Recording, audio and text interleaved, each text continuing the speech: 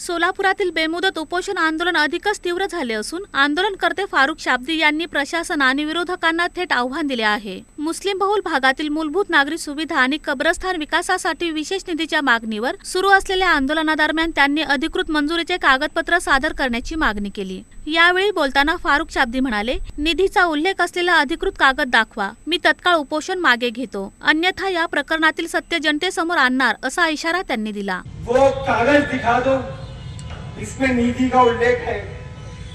मैं हमारी गट नेता के हाथ से ये उपोषण तोड़ने के लिए तैयार हूं। और अगर वो कागज नहीं है तुम्हारे पास, 9 बिस्तरे मेरे बाजू में लगाता हूं, 9 गधे लगाऊंगा गिन के, और जो इल्ले चिल्ले पिल्ले बाजू में जो आवाज भी बहुत करते हैं उनके लिए भी लगाता हूं।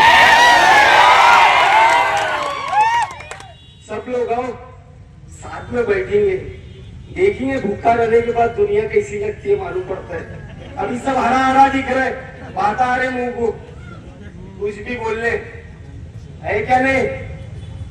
चुप बैठाओ, चुप बैठने दो, नहीं तो सब निकाल लूंगा मैं इतनी देर ठहरने का नहीं समझा था, नहीं तो मैं बैठे ही रहता था।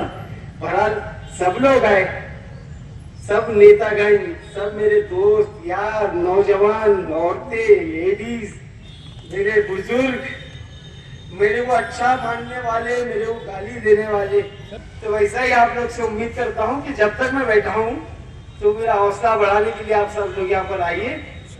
अल्लाह आप लोग को बहुत खुश रखे, मैं रहूं ना रहूं,